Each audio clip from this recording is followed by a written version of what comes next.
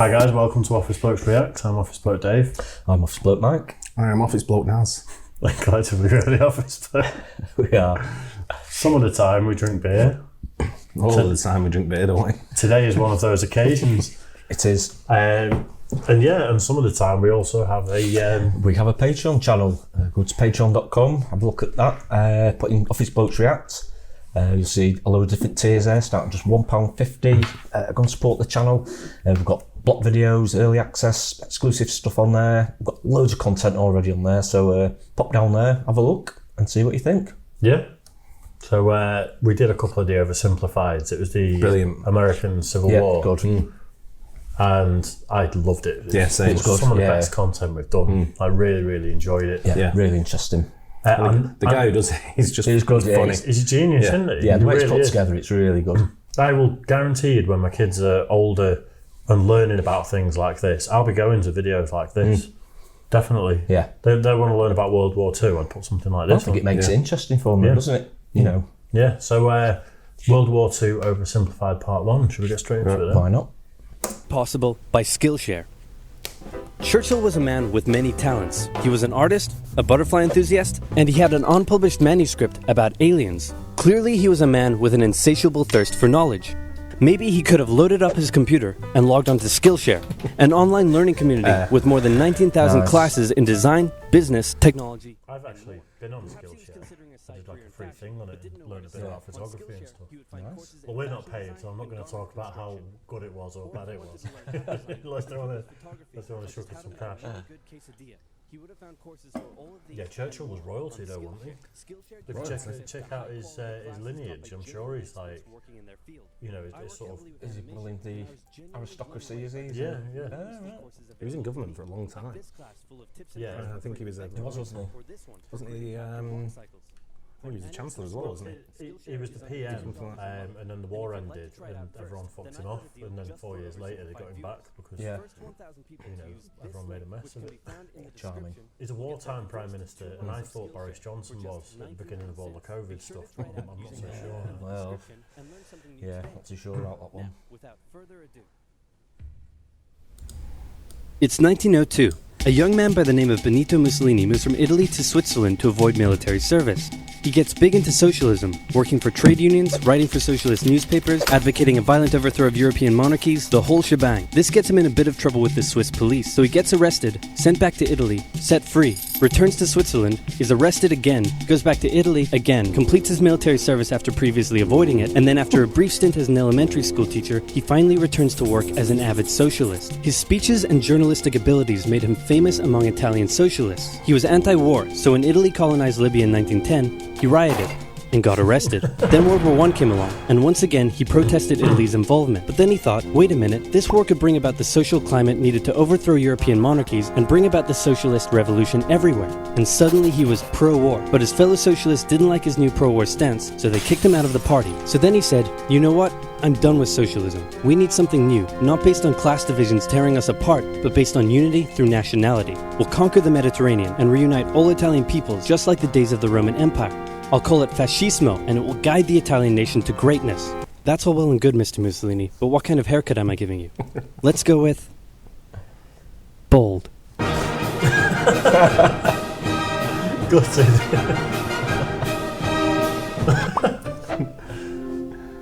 This guy is an absolute funny. genius, isn't he? He really is. I like his delivery. Yeah. It's good. Yeah.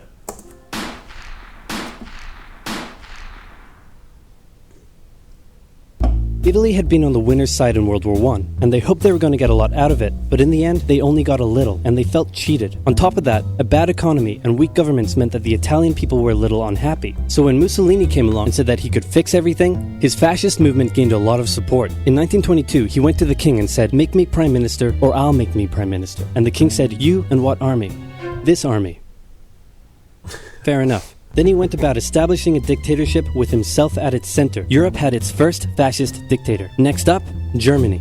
Germany had been on the loser's side, and they got absolutely wrecked by the Treaty of Versailles. They lost territory, had to demilitarize the Rhineland, had to reduce their army to just 100,000 men, couldn't have an air force, had to pay the Allies a huge amount of money that it didn't have, and a new rule was established that every Englishman withheld the right to walk into the center of Berlin, pick out any German they wanted, and spank the hell out of them. I made that last one up, but it helps you understand how all of this felt to Germans. On top of that, They would have bloody loved it though if that was the law.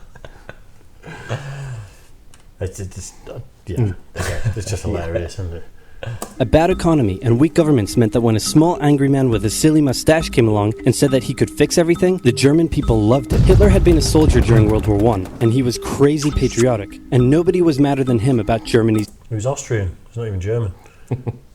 So he's not patriotic. It can't be, can he? Yeah, there you go. humiliation. He helped start a new political party, and in 1923 attempted a march on Munich with his boys.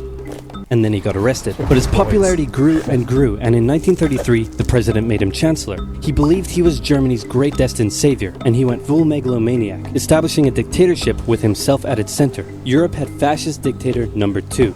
Hitler and Mussolini had a lot of the same ideas, but more importantly, they had the same enemies, and they started to get along. Anyone else want to be friends? Franco? No?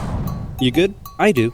Who's that? It's Japan, and they've taken over northern China. Let's rewind a bit. Japan had isolated itself from the rest of the world for over 200 years until the Americans showed up and said, you're going to trade with us and you're going to like it. Then the Western powers imposed a bunch of unequal treaties, meaning Japan's economy was bust. They also had no natural resources, so they decided to go get some. They went to war with China to gain a sphere of influence over Korea, and they took a bunch of China's stuff. But then the West said, hey, cut that out. And since Japan couldn't take on the West, they said, okay, I guess we'll just go home. Wait a minute, what are you doing? Taking advantage of a weakened China and setting up spheres of influence. But I was the one who weakened them. We know. And you guys didn't let me have anything. We know. That seems unfair. We don't think so. Okay, see ya. So Japan thought, screw this, and went to war with Russia, and stunned everyone by actually winning. Then they fully annexed Korea, but they didn't stop there. In World War I, they took Germany's colonies and islands in Asia, and then in an incident that was maybe staged by the Japanese army, a bomb blew up a Japanese train in Manchuria, giving them an excuse to launch an invasion and take over. So here's the situation. Nazi Germany... Is that what the term Manchurian candidate is? Is it to do that?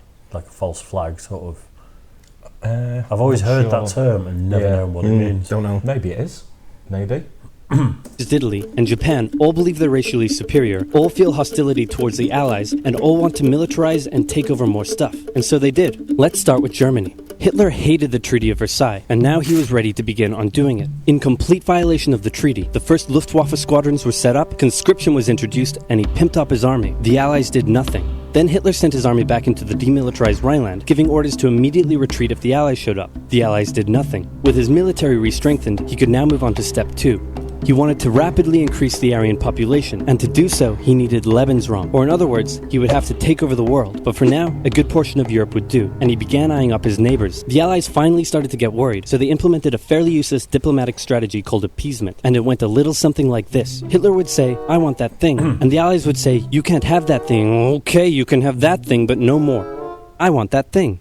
And repeat. In 1938, Hitler's army marched into Austria and just took it, with no resistance. Boom, this is Germany now. Next, he demanded to be given the Sudetenland, an area of Czechoslovakia with many ethnic Germans. The Allies held a meeting with Hitler in Munich and said, look, we're going to give you what... Hang on, this meeting is about my territory. Shouldn't I come to the meeting too? Anyway, we're going to give you what you want. Really? Yeah. Just like that? Yep. What's the catch? Just sign this piece of paper promising you won't invade the rest of Czechoslovakia. Okay. Then Chamberlain returned home victorious, waving his signed piece of paper in the air, declaring crisis to be averted and the continuation of world peace, and we built a statue of Chamberlain in his honor, and every day on the 30th of September we celebrate Chamberlain Day. Hitler's invading the rest of Czechoslovakia. What? He's invading the rest of Czechoslovakia. Oh. You lied to me. What do you expect? I'm Hitler. Not to be outdone, Mussolini also wanted to get in on the action. He thought to himself, isn't there a not yet colonized nation somewhere which is so underdeveloped that the people would be defending themselves against our tanks with literal bows and arrows and wooden spears? Oh, there is? Fantastic. And so he took it. Italy also wanted to control the entrance to the Adriatic Sea, so they occupied Albania. Then, in another incident which was maybe staged by the Japanese, gunfire was exchanged by Japanese and Chinese troops at the Marco Polo Bridge, and the Japanese launched yet another invasion against China. They swept through Beijing and Shanghai, and then advanced through the Yangtze Valley to China's then capital, Nanking. It was here that saw the worst of Japan's shocking atrocities committed against the Chinese people. Back in Europe, Germany and Italy made their relationship status official by signing the Pact of Steel. Then, Hitler turned his eyes towards Poland and the hated Polish corridor, splitting Germany in two. At this point, the Allies really had to put their foot down, and they warned him that an invasion of Poland would mean war. Hitler had planned to continue his advance eastward, but he didn't want to end up fighting a war on two fronts. So for now, he made an alliance with Stalin, saying, "How about we both invade Poland and split it between the two of us, and I definitely won't not refrain from not betraying you sometime in the future." Sounds good. This new alliance stunned the West. On the 1st of September 1939, German troops entered Poland, and Britain and France declared war on Germany. The Poles fought hard, but they were no match for the two giants crashing down on them from either side. Then came a period known as the Phony War, where everyone just sort of sat around not doing much. The French had launched a small invasion into the Saarland, but they maintained mostly defensive positions, and after a while decided to just turn around and call it a day. Speaking of France, the French were still super proud of their victory in World War I, and they hadn't really moved on from it. They still used horses, they dispatched messages by motorbike instead of using radio, orders from the commander-in-chief were usually pretty vague, and the troops... My granddad was a motorbike messenger in the Second World War. Oh, really? Was he really? Yeah, but he was in Egypt, and he had a pistol. He wasn't given a rifle; it's just a pistol, no bullets. They genuinely told him that if anyone tries to capture you or anyone comes for you, point and shout bang. Wow. Yeah, amazing. He's going to be on this, isn't he? My granddad was also military in World War II. He was in Burma, though. Oh, really? Really? Yeah. It's madness, isn't it? Yeah. It's not that long ago. No, some of the stories he told me were crazy. I can imagine. Yeah.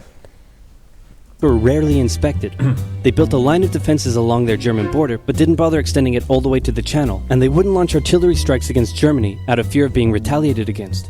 In a war, they didn't want to attack the enemy. And at first the UK wasn't much better. Chamberlain still naively hoped that the war could be ended diplomatically. Instead of bombing raids, the RAF dropped propaganda leaflets over German cities, which one air marshal said likely did nothing but provide the continent with toilet paper for the duration of the war. They also only sent 200,000 men to France, while the French had mobilized millions. Both Britain and France wanted to avoid a repeat of the First World War, and so they wanted to keep the war as far from home as possible. So they turned their eyes north, towards Norway. Neutral Sweden was exporting iron ore to Germany through neutral Norway, so the Allies asked them if they could please stop exporting iron ore to Germany, but this request was refused. Then, the Soviet Union attacked Finland, so the Allies said, how about we land troops in Norway and move them across Sweden to go help out your good pal Finland, and along the way maybe take control of all your airfields. But Norway and Sweden still said no. So the UK mined the waters around Norway to force any transport ships into international waters, and they also attacked a German tanker they found in the area. Hitler realized what the Allies were up to, and he quickly moved to secure his supply of iron ore. He launched an invasion through Denmark into Norway. The Allies rushed to land troops at key ports along the coast, but Germany had taken control of Norway's airfield, and their air superiority decided the fight. The Allies had to retreat. After this slightly embarrassing failure, Chamberlain resigned and was replaced with Winston Churchill, who had a slightly different approach to dealing with the Germans. Hitler's overall strategy was similar to Germany's First World War strategy. Attack France, defeat France, knocking out the UK in the process, then turn on the Soviet Union and win the war. During the Phony War, the Allies had given Hitler time to prepare his forces. Now, he was ready to attack. The Allies had wanted to place troops in Belgium, but Belgium had refused, and in a move that surprised pretty much no one, Hitler launched an invasion to get around France's defenses. The Allies charged into Belgium at full speed to meet the German invasion head-on, and it looked like a repeat of the First World War was coming. But this time, Hitler had a trick up his sleeve. Blitzkrieg. As the Germans advanced, they sent thousands of refugees westward, slowing down the Allies. Then, to the south, the French had left the Ardennes, an area full of hills and forests, pretty underdefended, because they thought it was naturally impenetrable. Well, the Germans were about to penetrate it with everything they had. They smashed 50 Wehrmacht divisions through and encircled the Allied armies at lightning speed. The best of the Allied forces were now trapped. The Germans squeezed in from all sides, taking out France's best armies, and nearly wiping out the British too. But they managed to make a desperate last-minute escape at Dunkirk, with British civilian ships even making the perilous journey to bring their young men home. Have you watched the movie Dunkirk? No. Yes, I It's have. such a great movie. Yeah. It really is good. Completely shows that though. It's like it's fishermen going with the little Yeah. boat, just picking up 10 guys. It was literally that, wasn't it? Yeah. Literally. Yeah, It was they an amazing effort. Didn't they get something like 1.5 million men off the beach? Something Or like, wasn't it? some Yeah. ridiculous number. Yeah, it was an incredible job. It really was. Yeah, he knows what he's talking about, this guy, doesn't He does indeed. He knows his stuff. With most of the French forces depleted, the Germans breezed through, taking Paris, and France fell. What the Germans couldn't do in World War I, Hitler had done just like that.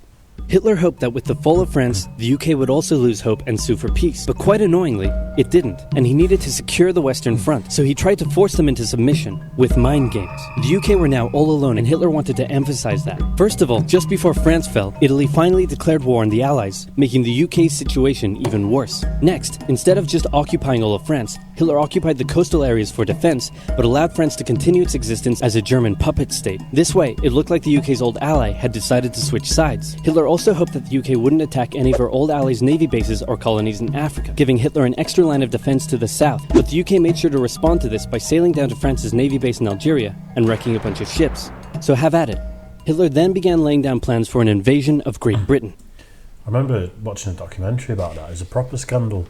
It was French ships in a port, and it was full of soldiers. Like, they were all on the ships, and our navy at this point just went down and just torpedoed all the ships, killed everyone. Wow. Because they didn't want the Germans getting hold of the French fleet of ships. Madness, That's isn't not it? good, is it? No. Well, yeah, madness of war, eh?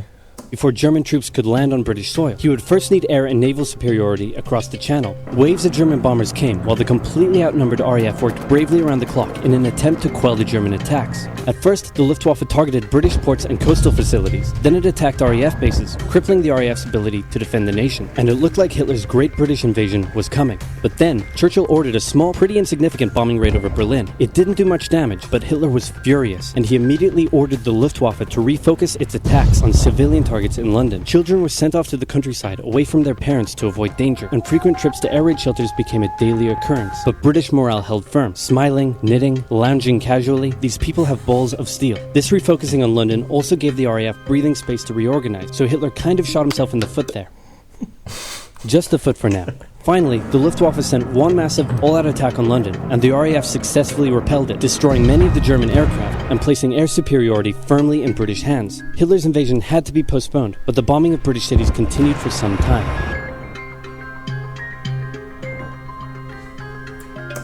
Love it. Yeah, good. I grew up on like war movies with my dad and stuff, so Oh yeah, same here. There'd just be absolutely loads about, didn't there, war movies? Tons of them. I still love them to this day, to be fair. Like 1917 is the latest one that I've watched. It's just unbelievable. Yeah, I've not seen that absolutely yet. epic. That time to watch really films good. at the moment. There's so much football on the TV. Stop watching football. Watch more films. Yeah. That's really good stuff though, isn't it? The way he puts it together, and it's really clever It's the stuff. humour. A bit of humour in there as well. You're taking quite a dark time, and then you just put these little bits in there, like Hitler shooting himself in the foot. It's hilarious. It's Just text messages as well, isn't it? Yeah. Yeah. Little touches like that. It just makes it. Again, I've never seen anything like this before. Things explained. No. It's so it's so different and everything. But I wonder if he's got a team. Like, do you think this is a guy, or do you think this is like There's a lot of research that goes into something like this, though, isn't there? It's just the animation and everything. It's like for one person to do this, it would take a big job, wouldn't ages. it? But But it really is good. it's well worth it.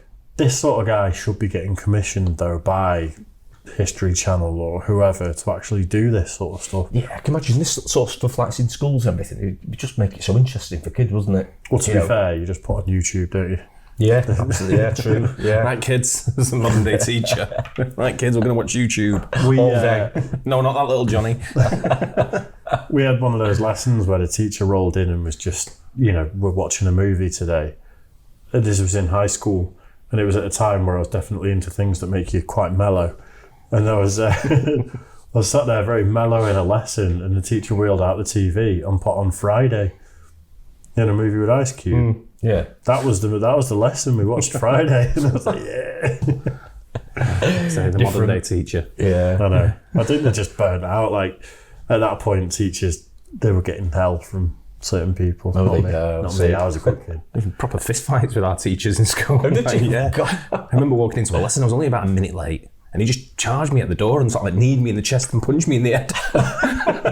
What sort of school was that? Withenshaw School. Yeah, really chill school. Yeah, that was great though. I mean, this guy, absolutely, like everyone, you probably already have, but go over to this guy's channel, like and subscribe, Yeah, go all have the a good look. stuff, because it's a public service. It It really is. Yeah, It's it just, is. That's right. it's funny. It's got everything for me personally. Yeah, I'm sure we'll look at a few more of his as well, won't we? We've got to do part 2. Yeah, of course we have. So a break. Got lots of history to learn from this guy. Hope you guys like that too. Join us for part 2 shortly.